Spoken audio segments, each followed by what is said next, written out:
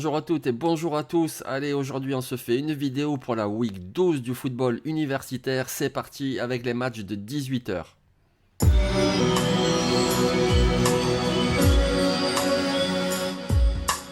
À 18h, j'hésite vraiment entre deux matchs. Écoutez, peut-être que vous pouvez faire un système de double écran. Le premier de ces deux matchs, c'est Michigan qui reçoit Illinois. Déjà, c'est un match super intéressant avec un duel de running back. Voilà, d'un côté, à Michigan, il y a Blake Corum qui est juste extraordinaire. Vous en avez déjà entendu parler, c'est obligé. Je ne vais pas développer parce que je vais développer un petit peu plus sur le running back de Illinois. Peut-être vous le connaissez un petit peu moins.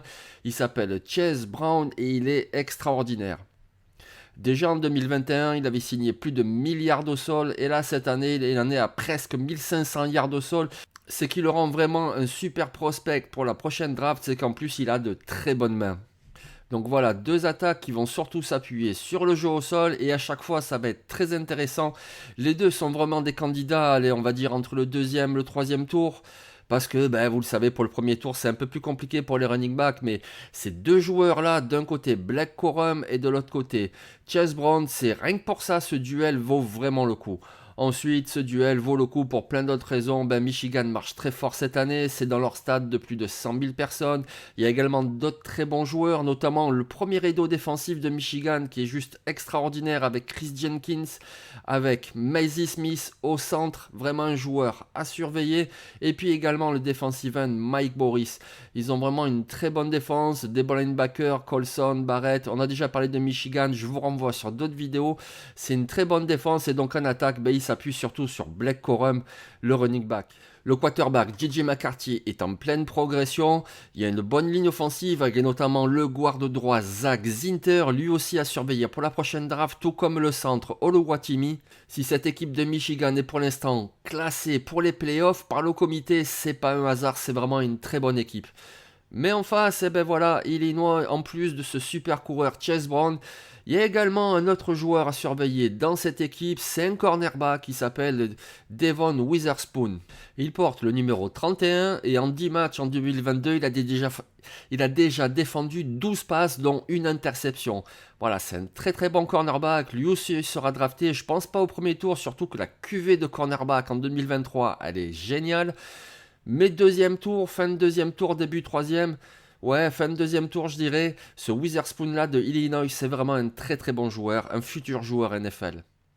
L'autre match de 18h qui est très très intéressant, c'est Baylor qui reçoit les toujours invaincus de Texas Christian, TCU.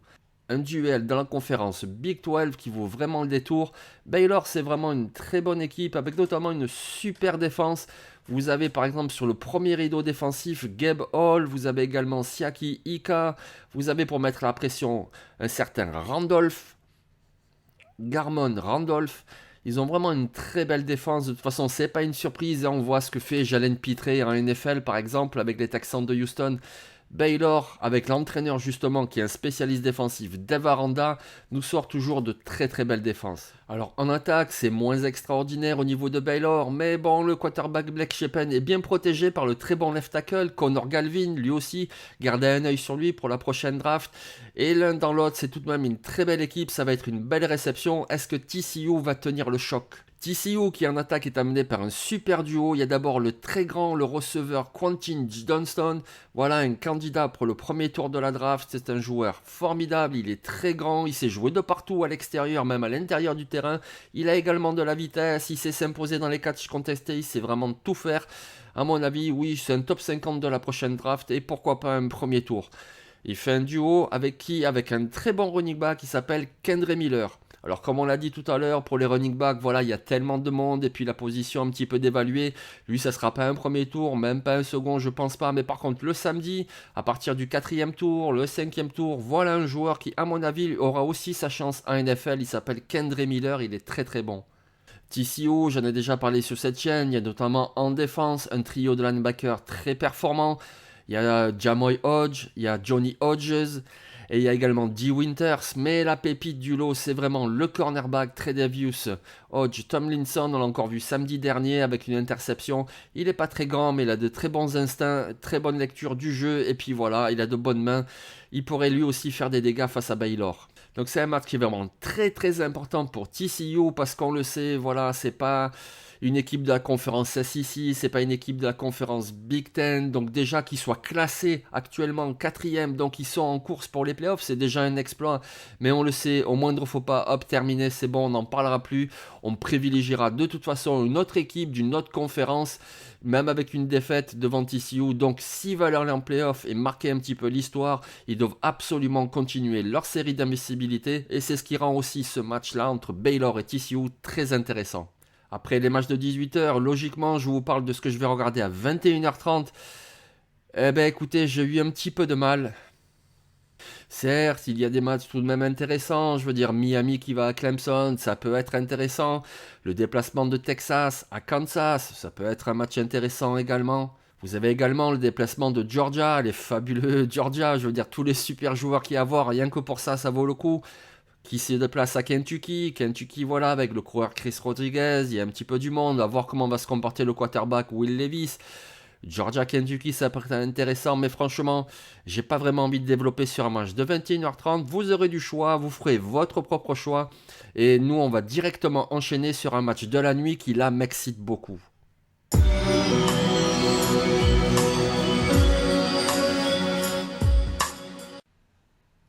Et ce match de la nuit qui est vraiment très excitant, il se déroule dans la conférence Pac-12, c'est un derby de la ville de Los Angeles, c'est UCLA qui reçoit USC. Alors oui, UCLA a perdu la semaine dernière, donc leur bilan est maintenant de 8 victoires, très très bien, mais donc 2 défaites. Face à USC, ça devrait être vraiment formidable, avec notamment à UCLA un quarterback que j'aime beaucoup, c'est un quarterback double menace. Oui, c'est pas du tout un style Tom Brady ou Aaron Rodgers, Drew Brees, non, c'est vraiment la double menace, un peu à la Lamar Jackson, même s'il n'a pas le même physique, il est plus petit, mais c'est quand même un joueur extraordinaire. Dorian Thompson-Robinson, puisque c'est son nom. Cette année, il a plus de 2 milliards à la passe, 20 touchdowns. Il a également 460 yards au sol avec 7 autres touchdowns. Voilà, c'est un joueur très dynamique qui, à mon avis, a peut-être un avenir à NFL parce que pourquoi pas, on le voit de plus en plus, les quarterbacks qui savent sortir de la poche et gagner des yards, eh ben, c'est précieux. Alors évidemment, dans son cas, il faut aussi qu'il travaille encore ses lancers, sa précision. Mais à mon avis, une équipe va miser sur lui lors de la draft. Il s'appuie notamment sur un très bon receveur, il s'appelle Jack Bobo, donc vous ne pouvez pas oublier son nom, Jack Bobo. Et surtout, il s'appuie sur un très très bon running back. Ouais, c'est un peu une constante dans cette vidéo. Ce running back là, il s'appelle Zach Charbonnet. Alors Zach Charbonnet, tout le monde le connaît. Il a commencé à Michigan, puis donc il a fait un transfert à UCLA. L'année dernière déjà, il avait très très bien marché. Cette année, il marche encore plus fort. C'est un coureur très costaud qui vraiment fait avancer les chaînes tout le temps, constamment. C'est pas le plus rapide, le plus fluide qui va vous faire des putains de courses. C'est hyper explosif, mais par contre, voilà, c'est vraiment le joueur fiable par excellence. Un petit peu comme faisait Kenneth Walker l'année dernière. On voit ce que fait Kenneth Walker cette année en NFL. Zach Charbonnet, lui aussi, il a un avenir en NFL. Et ce duo-là, entre un quarterback double menace très mobile, Dorian Thompson-Robinson et Zach Charbonnet, c'est vraiment quelque chose de très très excitant, de très beau à voir.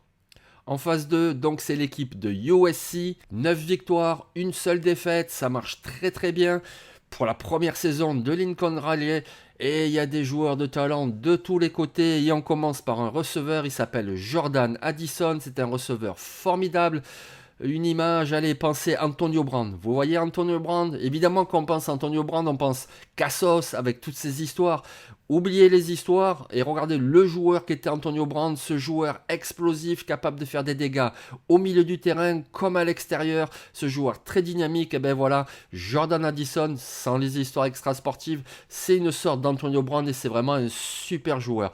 En plus de ça, il peut bénéficier de très bons ballons lacés par un quarterback très doué qui s'appelle Caleb Williams. Alors il est trop jeune pour la draft 2023, mais ce sera forcément une tête d'affiche pour la draft 2024. C'est un quarterback très dynamique qui sait faire avancer les chaînes, mais qui sait également improviser. Là aussi, toute proportion gardée, mais quelque part c'est un petit peu comme un Patrick Mahomes, capable de passes comme ça à la volée, de jeux feintés, des no-look passes, etc. C'est vraiment un très très bon joueur. Caleb Williams pour Jordan Addison, ça fait très très mal. Alors malheureusement pour l'attaque de USC, ils ont perdu. Là, le samedi dernier, le coureur Travis Dye s'est blessé. Fin de saison, c'est terminé pour lui, c'est dommage, il arrivait par transfert d'Oregon, il faisait une très bonne saison. Là, il est blessé, mais bon, ils ont encore des armes, notamment au sol avec Austin Jones, qui lui arrive de Stanford, et également un très bon freshman qui s'appelle Raleigh Brown. À USC, ça passe beaucoup par les airs. Il y a également le super receveur Mario Williams et également un receveur qui s'appelle Brendan Rice. Oui, c'est le fils de la légende Jerry Rice. Donc c'est vraiment une attaque explosive qui est vraiment très belle à voir jouer. Et écoutez, en face, UCLA a quelques armes en défense avec notamment les frères Murphy. Ce sont deux pass rushers, deux très bons joueurs. Un super pass rusher aussi, Latou. Ils ont également un linebacker, une machine à plaquer qui s'appelle Darius Moasso. De la même façon, le safety Mo Osling également un petit peu de partout pour colmater les brèches, pour faire tout le boulot. Ils ont plutôt une bonne défense. Mais si on parle de défense, le meilleur défenseur, il joue à USC. Il s'appelle Tuli Tupolotu. C'est un defensive end qui est très costaud, qui peut défendre son côté, mais qui peut également mettre la pression. Il en est à plus de 17 plaquages pour perte cette année, dont 11 sacs et demi.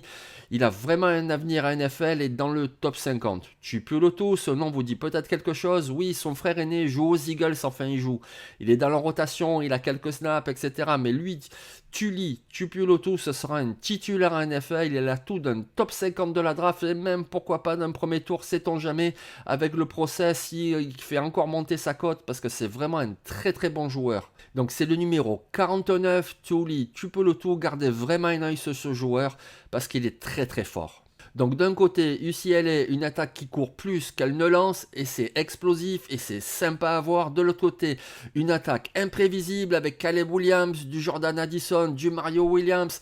Vraiment, ça pourrait être un match très spectaculaire. Alors ok, ça commence à 2h du matin, mais écoutez, si vous êtes là, si vous ne dormez pas ou si vous rentrez de soirée, ça vaut vraiment le coup. Au pire du pire, ne ratez pas le résumé le lendemain, ça devrait être un très beau match. Donc voilà, j'ai fait un petit tour de mon programme de ce samedi et ça va nous servir d'échauffement à la semaine prochaine parce que la semaine prochaine, c'est Rivalry Week. Voilà, la semaine des rivalités, c'est-à-dire que dès jeudi, par exemple, vous aurez Ole Miss contre Mississippi State et puis ensuite vous aurez The Game entre Ohio State et Michigan. Vous aurez USC contre Notre-Dame, vous aurez Auburn contre Alabama, etc., etc. Je pense que la semaine prochaine, si je fais une vidéo, ça sera une vidéo d'1h30, tellement il y a des matchs intéressants. Rivalry Week, c'est juste extraordinaire. Mais on n'y est pas encore, on va déjà se concentrer sur cette semaine-là où il y a plutôt des matchs intéressants. Donc je vous souhaite un très bon samedi de football universitaire et évidemment un très bon dimanche de NFL. Allez, ciao!